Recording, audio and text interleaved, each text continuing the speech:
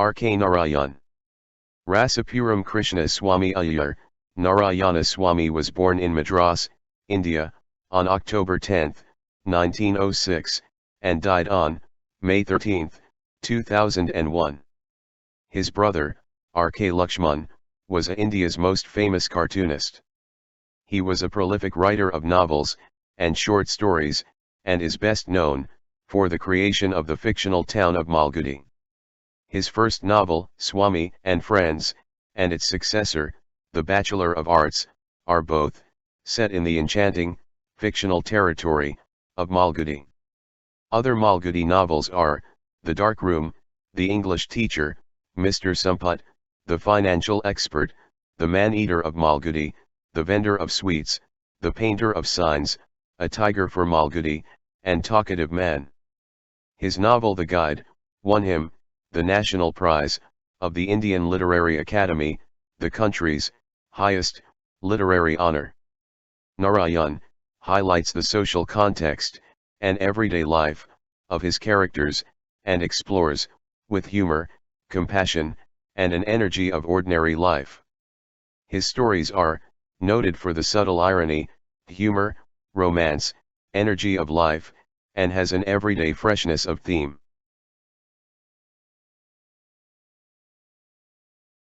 Crime and punishment. What is 16 and 3 multiplied? Asked the teacher. The boy blinked. The teacher persisted. And the boy promptly answered, 24, with, as it seemed to the teacher, a wicked smile on his lips. The boy evidently was trying to fool him, and was being contrary. On purpose, he had corrected this error repeatedly, and now the boy persisted in saying, 24.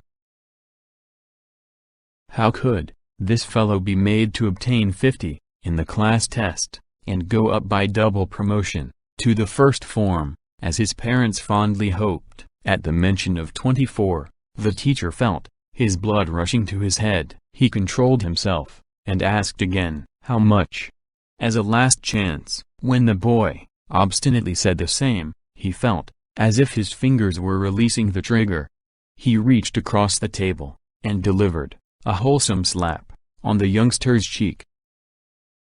The boy gazed at him for a moment, and then burst into tears. The teacher now regained his normal vision, felt appalled by his own action, and begged frantically, don't cry, little fellow, you must not. I will tell them, sobbed the boy. Oh, no, no, no, appealed the teacher. He looked about cautiously. Fortunately, this nursery was at a little distance from the main building. I will tell my mother, said the boy. His parents said once that the boy was a little angel, all dimples, smiles, and sweetness, only wings lacking.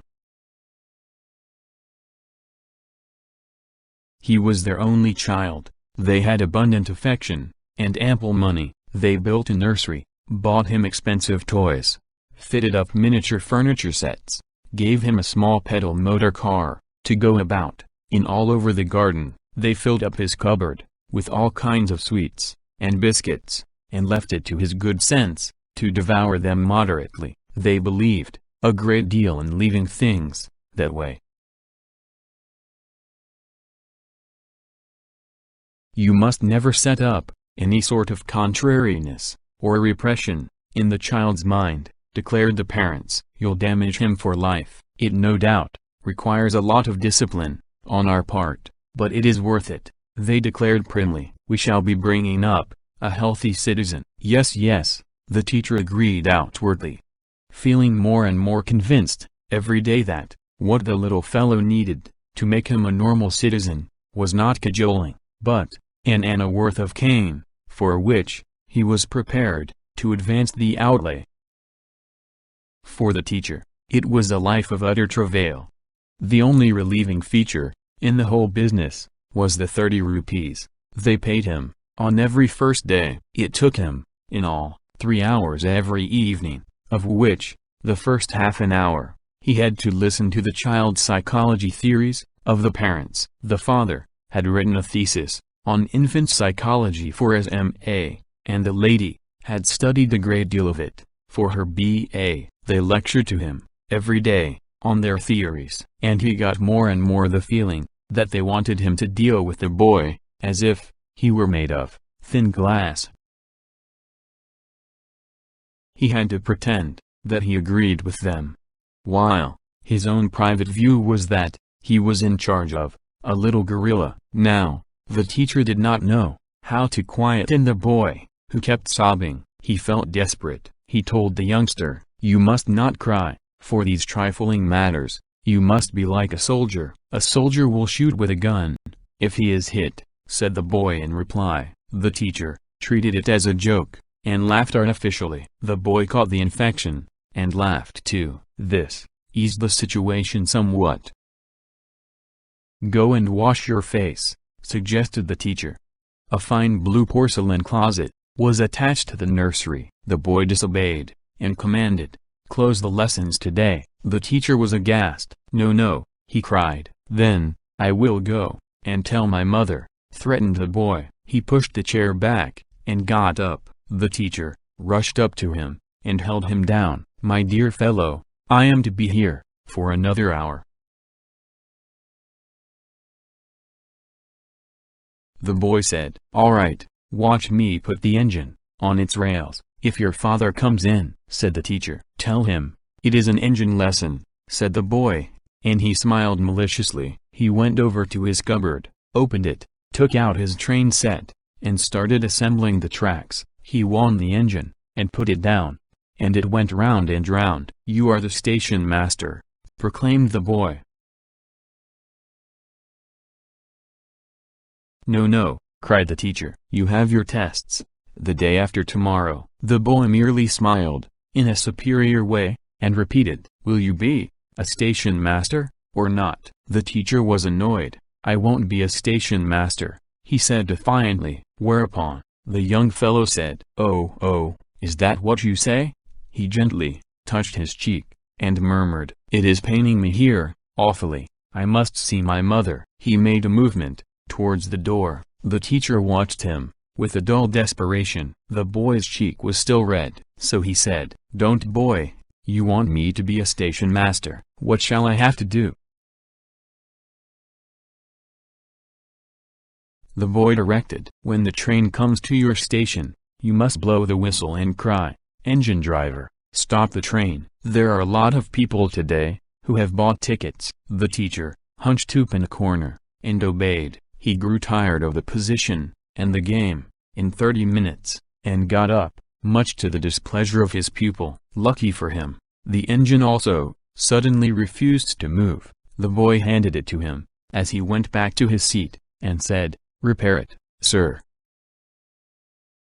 He turned it about in his hand, and said, "I can't. I know nothing about it." "It must go," said the boy firmly. The teacher felt desperate. He was absolutely non-mechanical. He could not turn the simplest screw, if it was to save his life. The boy stamped his foot impatiently, and waited like a tyrant. The teacher put it away, definitely with, "I can't, and I won't." The boy immediately switched on to another demand. "Tell me a story." "You haven't done a sum. It is 8:30. "I don't care for sum," said the boy. "Tell me a story." "No," the boy called. "Appa, Appa." "Why are you shouting like that for your father?" "I have something to tell him, something important." The teacher was obliged to begin the story of a bison and a tiger, and then he passed on to Ali Baba and the 40 thieves, and Aladdin's lamp. The boy listened, rapt, and ordered, "I want to hear the story of the bison again. It is good." The teacher was short of breath. He had done 6 hours of teaching at school during the day. "Tomorrow, I've lost all my breath." "Oh, all right, I'll go and tell," exclaimed the boy. He got up and started running all of a sudden towards the house, and the teacher started after him. The boy was too fast for him, wheeled about madly, and made the teacher run around the garden thrice. The teacher looked beaten. The boy took pity on him and stopped near the rose bush. But the moment he went up and tried to put his hand on him, the boy darted through and ran off. It was a hopeless pursuit. The boy enjoyed it immensely, laughing fiendishly, and he gasped, uncomfortably. He felt a darkness swelling up around him. He sank on the portico step. At that moment, father and mother emerged from the house. "What is the matter?" The teacher struggled up to his feet, awkwardly. He was still panting badly, and could not talk. He had already made up his mind that he would confess, and take the consequence, rather than stand the blackmail of the boy. It seemed less forbidding to throw himself at the mercy of elders. They looked inquiringly at the boy, and asked, "Why have you been running in the garden at this hour?" The boy looked mischievously at the teacher.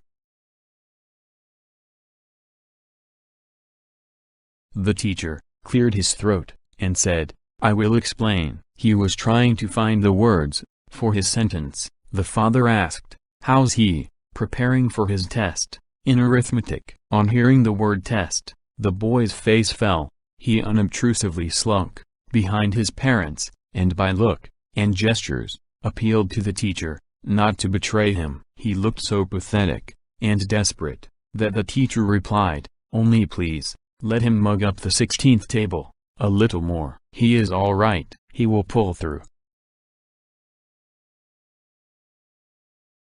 The boy looked relieved. The teacher saw his grateful face, felt confident that the boy would not give him up now, and said, "Good night, sir.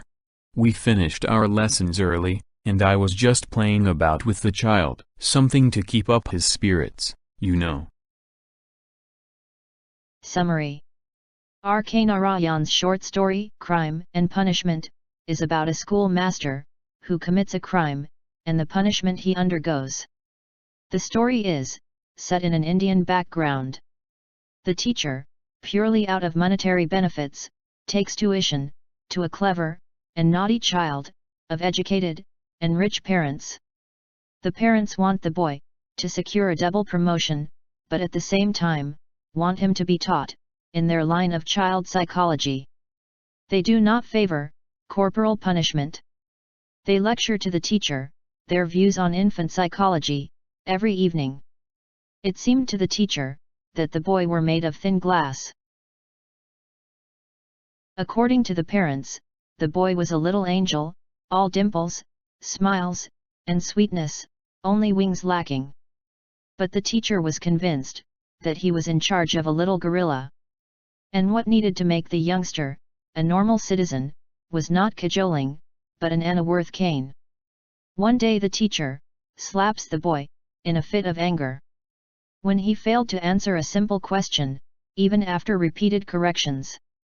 Teacher thought that the boy was trying to fool him. When the boy threatened to tell his parents about it, the teacher was horrified. He tries to pacify the boy. The boy takes the opportunity and blackmails the teacher. He makes the teacher close the lessons for the day, makes him, the station master, tell him stories, and at the end makes him run around the garden thrice.